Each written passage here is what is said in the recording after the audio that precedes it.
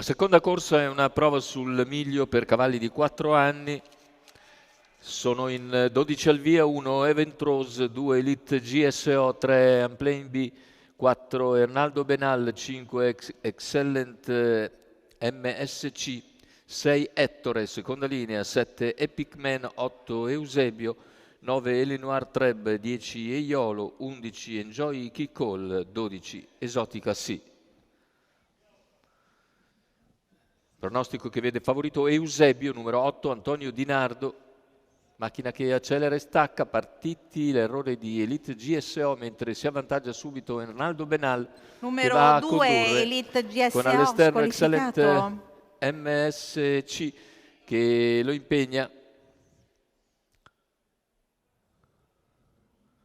Più indietro c'è Event Rose che cerca di mantenere la posizione, intanto si accoda in seconda posizione Excellent davanti proprio a Event Rose, all'esterno c'è Enjoy Kikol che precede Amplain B, sempre per corsie esterne. 400 che se ne vanno intanto in 29-2, tira via buona andatura Ernaldo Benal che una volta al comando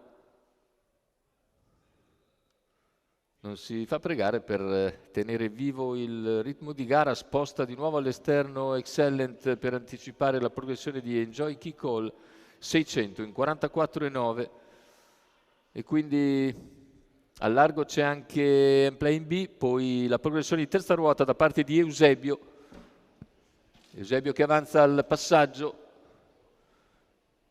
Insiste in terza corsia, si porta all'altezza di Excellent che insiste su Ernaldo Benal. I due attaccano sulla piegata, il chilometro viene percorso intanto in 1:15 netto con Ernaldo Benal che cerca di difendersi ma sta passando comunque Excellent e sta passando anche Eusebio che insiste a centropista e prende vantaggio Numero 4 per Ernaldo scendere in Benal corda ai 400 squalificato. conclusivi sullo stesso Excellent. Eusebio nettamente leader a 300 dalla conclusione, prende margine di vantaggio, due lunghezze abbondanti sul finire della piegata, Eusebio isolato in avanti. Ultimi 150 metri di gara per Eusebio che viene a dominare questa seconda prova dall'Arcoveggio, riservata a cavalli di 4 anni. Eusebio e Antonio Di Nardo a segno.